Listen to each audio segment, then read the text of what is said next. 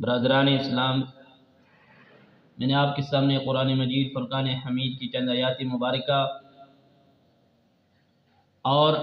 حدیث نبوی صلی اللہ علیہ وآلہ وسلم میں سے ایک حدیث مبارکہ کی تلاوت کی ہے۔ گزشتہ جمعۃ المبارک پر سیرت سیدنا ابو بکر صدیق رضی اللہ تعالیٰ عنہ کے حوالے سے گفتگو ہوئی تھی۔ آج کے جمعۃ المبارک میں جناب حضرت سیدنا ابو بکر صدیق رضی اللہ تعالیٰ عنہ کی خلافت اور صداقت کہ جب آپ لوگوں کے امیر المؤمنین منتخب ہوئے، تقریباً 2.25 سال کا عرصہ آپ کی خلافت کا بنتا ہے، تو یہ خلافت کا زمانہ آپ کا کیسا تھا اور خلیفہ اول ہونے کی حیثیت سے مسلمانوں کے امیر منتخب ہونے کی صورت میں آپ نے کون کون سے کارنامے ایسے سر انجام دیے اور ایک مسلمان بادشاہ کو، ایک مسلمان امیر کو ان سے سبق سیکھنا چاہیے کہ پیغمبر علیہ الصلوۃ والسلام کے جانشین نے،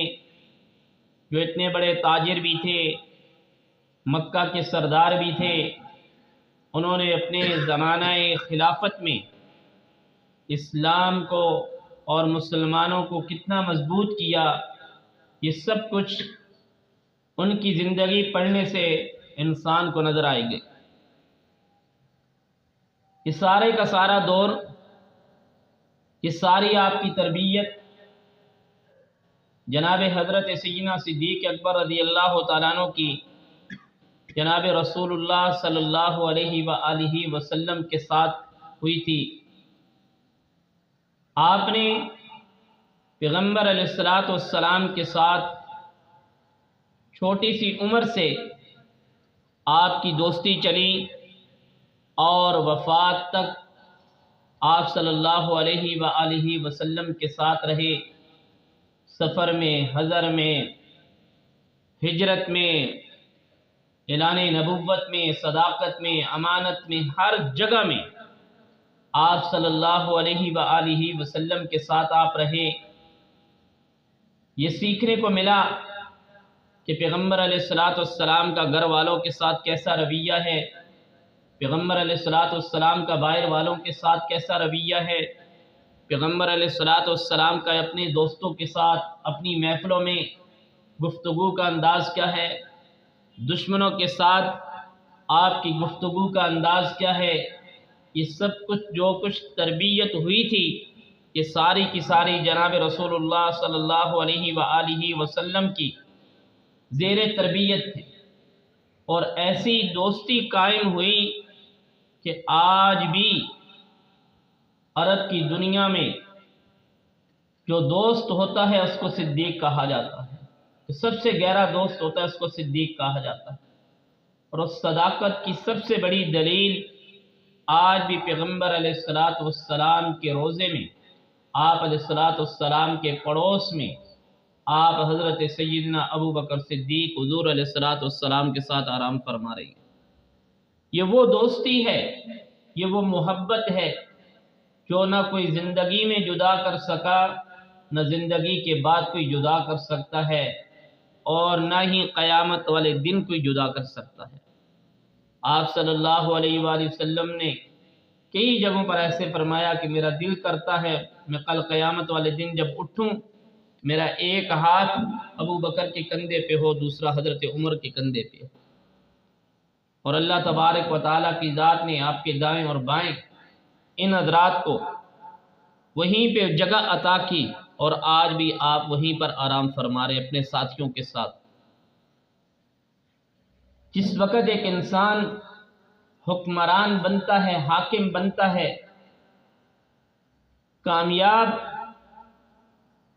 امیر بننے کے لیے، حکمران بننے کے لیے، ذمہ دار بننے کے لیے انسان کو کون کون سی صفات کا ہونا بہت ضروری ہے۔ حضرت سیدنا صدیق اکبر رضی اللہ تعالیٰ عنہ کو جب آپ کو خلافت کا منصب ملا تو آپ نے خلافت کے منصب کو کیسے سنبھالا؟ حالانکہ آپ ایک خود بہت بڑے تاجر بھی تھے اور مالدار تھے، سرمایہ دار تھے، سب کچھ تھے۔ اس کے لیے ان کی زندگی پڑھنے کی ضرورت ہے اور ان کی زندگی کو دیکھا جائے کہ وہ جس وقت امیر المؤمنین کا ان کا انتخاب ہوا تو آپ نے لوگوں کے سامنے ایک اعلان کیا، دو خطبے، ایک خطبہ بیان کیا جس کو میں 2 جملوں میں بند کر رہا ہوں۔ فرمانے لگے کہ لوگوں، میں آپ ہی میں سے ایک انسان ہوں، میں کوئی اور نہیں ہوں، میں کوئی باہر سے نہیں آیا ہوں۔ میں جس وقت اچھا کام کروں تو آپ نے میرا ساتھ دینا ہے، جب میں اچھا کام نہ کروں تو آپ نے مجھے پکڑ کے روکنا ہے کہ آپ کا یہ کام غلط ہے۔ رسول اللہ کے جانشین ہیں، تقریباً 9 لاکھ مربع میل پر حکمرانی کر رہے ہیں۔ اسلام کی اتنی بڑی فتوحات کا زمانہ ہے اور کہہ رہے ہیں کہ لوگوں، میں تو ایک عام سا آدمی ہوں،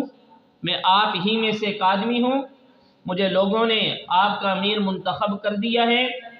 اگر میں اچھا کام کروں تو آپ نے میرا ساتھ دینا ہے، اگر میں اچھا کام نہ کروں تو آپ نے میرا ساتھ نہیں دینا ہے بلکہ مجھے اس سے روکنا ہے۔ اور دوسرا جو جملہ ارشاد فرمایا کہ میرے نزدیک اس وقت میں کسی کے ساتھ صحیح انصاف کر سکوں گا جب میں ظالم، کوئی شخص کسی پہ ظلم کرتا ہے، کوئی مظلوم ہے، اس کو انصاف دلا سکوں گا۔ امیر المؤمنین ہیں، خلیفۃ الرسول ہیں، اپنے آپ کو اس انداز میں پیش کر رہے ہیں کہ میرے نزدیک وہ شخص سب سے زیادہ اچھا ہوگا جس وقت میں ایک مظلوم کو انصاف فراہم کر سکوں گا۔ آج تو ہمارے ہاں کوئی چھوٹے سے منصب پہ بیٹھ جائے اور اس کے بعد اس کے حالات اور واقعات دیکھو، اس کی زندگی کو پڑھو، انسان حیران رہ جاتا ہے۔ وہ تو ایک عام آدمی کے ساتھ ہاتھ ملانے کے لیے گوارا نہیں کرتا۔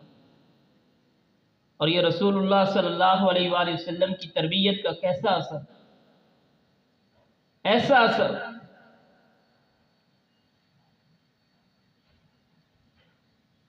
ایک بچی، ایک عورت، ایک لڑکی روتی ہوئی دوڑتے دوڑتے حضرت سیدنا صدیق اکبر رضی اللہ تعالیٰ عنہ کے پاس آئی اور آ کر کہنے لگی، آپ ابھی امیر المؤمنین منتخب ہو گئے ہیں، آپ جب تک اس منصب پہ نہیں تھے آپ تو ہمارے گھر میں آتے تھے، ہماری بکریوں کا دودھ دو کے ہمیں دے دیا کرتے تھے، اب تو آپ امیر المؤمنین ہیں، اب یہ کام ہمارا کون کرے گا؟ فرمانے لگے بیٹا، میں امیر المؤمنین کا یہ مطلب نہیں کہ میں اب دنیا سے جدا ہو گیا ہوں، مجھے کوئی بڑا منصب مل گیا، جس طرح میں پہلے آپ کی بکریوں کا دودھ دویا کرتا تھا میں اب بھی وہی کام کروں گا۔ خلافت کا منصب سنبھالنے کے بعد اگلے روز آپ بازار کی طرف چادریں ہاتھ میں لے کر اس طرح نکل پڑے خرید و فروخت کے لیے۔ راستے میں خلفائے راشدین حضرت سیدنا صدیق، حضرت سیدنا فاروق اعظم، سیدنا عثمان، سیدنا حضرت علی المرتضیٰ، یہ کبار صحابہ ملے، فرمایا لوگوں نے آپ کو امیر المؤمنین منتخب کیا ہوا ہے اور آپ خرید و فروخت کے لیے نکل پڑے ہیں، یہ لوگوں کی ضروریات کا اور رعایا کا کون خیال کرے گا؟ یہ کام تو آپ کو نہیں کرنا چاہیے۔ فرمایا بات تو آپ کی درست ہے، بتاؤ کہ میرے بچے کیا کھائیں گے؟ اگر میں ان کے لیے کماؤں گا نہیں تو وہ کیسے کھائیں گے؟ ہمارے یہاں جب کوئی کسی مسجد پہ کوئی حکمران بیٹھتا ہے اس کی سب سے پہلے یہی نیت ہوتی ہے کہ میں نے عوام پہ ظلم کیسا کرنا ہے۔ اس کو عوام کا کوئی سروکار نہیں ہوتا۔ ان لوگوں نے شورا میں بیٹھ کے یہ فیصلہ کیا کہ سیدنا ابو بکر صدیق رضی اللہ تعالیٰ عنہ کی تنخواہ مقرر کر دی جائے جس سے یہ اپنا گزر بسر کر سکے۔ تو حضرت سیدنا ابو بکر صدیق رضی اللہ تعالیٰ عنہ نے فرمایا کہ میری تنخواہ اتنی مقرر کر دو جتنی ایک مزدور کی تنخواہ ہے،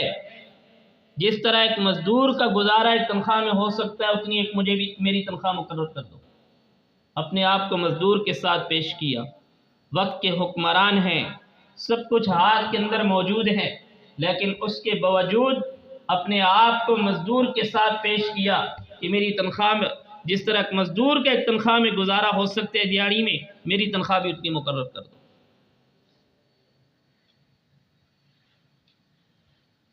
یہ وہ لوگ تھے کہ جن کی زندگی میں ایسا انقلاب برپا ہوا کہ دنیا دیکھتی دیکھتی رہ گئی۔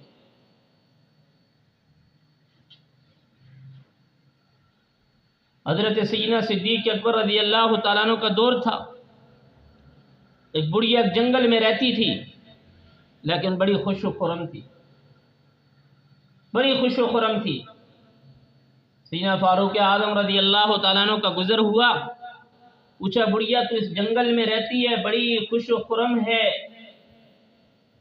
ہر چیز تیرے پاس میسر ہوتی ہے، کیا وجہ ہے اس جنگل میں رہتے ہوئے؟ فرمانے لگی میں بڑھیا ضرور ہوں، رات کے وقت ایک نوجوان آتا ہے اور میرے گھر کا تمام کام صفائی ہر چیز یہاں پہ کر کے چلا جاتا ہے، اس کی یہ چیز ایسی وہ شخصیت ہے۔ حضرت سیدنا فاروق اعظم رضی اللہ تعالیٰ عنہ فرماتے ہیں ایسا کون ہو سکتا ہے جو رات کے وقت آئے سارا کام گھر کا مکمل کر کے چلا جائے؟ کہتے ہیں میں ان کے راستے میں بیٹھ گیا، میں نے